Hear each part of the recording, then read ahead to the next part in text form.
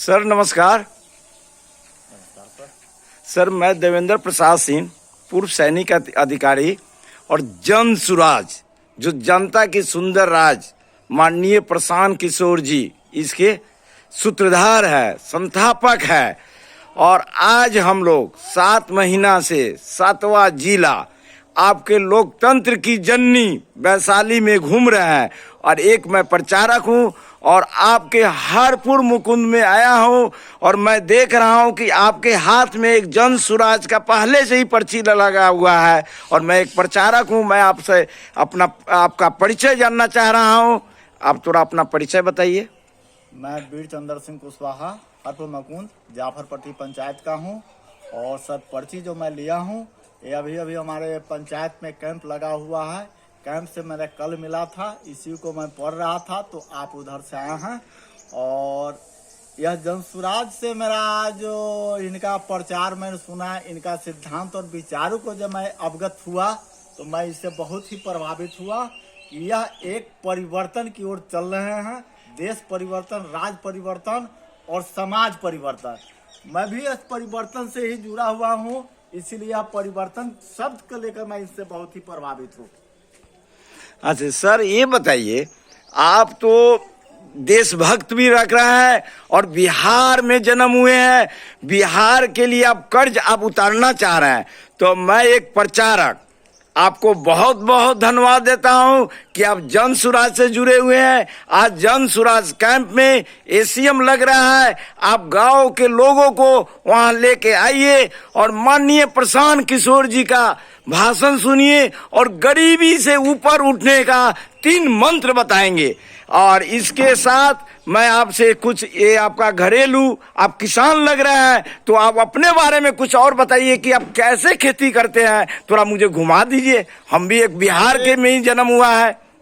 ऐसे सर एक परिवर्तन शब्द है, परिवर्तन एक शब्द है जिससे मैं जनसुराज से जुड़ा हूँ और आज समाज में परिवर्तन के दिशा में ही आगे बढ़ रहा हूँ। यह परिवर्तन जो है खेती से संबंधित है, जो हम किसानी का काम कर रहे हैं।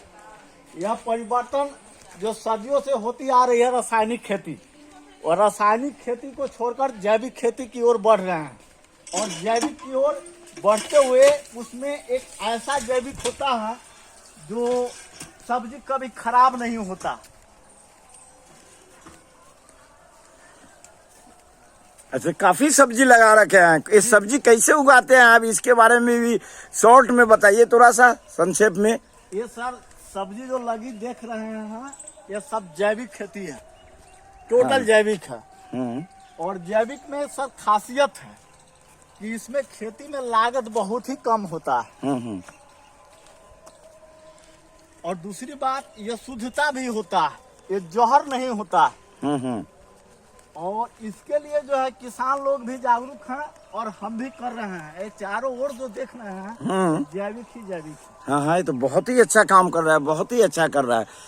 तो ये जैविक खाद कैसे बनाते हैं, थोड़ा सा वो अपना कहीं बना रखे होंगे ना, कैसे बनाते हैं, इस सब के बारे में भी कुछ हमारे दर्शकों को बताइए कि बिहार के और भारत के सभी लोग जैविक खाद के बारे में और इससे फसल उगाने के बारे में सब समझे और इसी तरह से जैविक खाद भी से द्वारा फसल को उगाए और अपनी सेहत का ख्याल करे।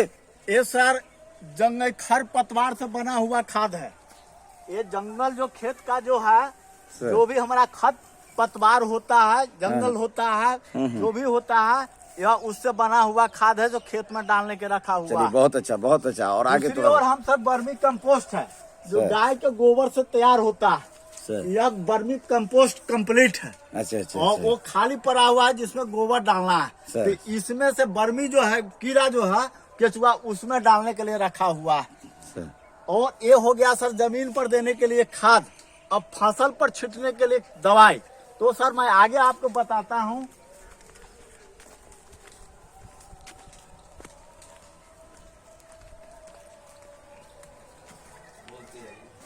हाँ सर, हमारा जो है बना हुआ आगा खान के द्वारा दिया हुआ एक भवन है जो किसानों का पाठशाला है। जहाँ पर किसानों का जैविक खेती के बारे में शिक्षा दी जाती है, उनको ट्रेनिंग दिया जाता है। और यहाँ पर भी आपने पोस्टर देख चुके हैं। यह पोस्टर है अमृत पानी अमृत खाद बनाने का विधि का।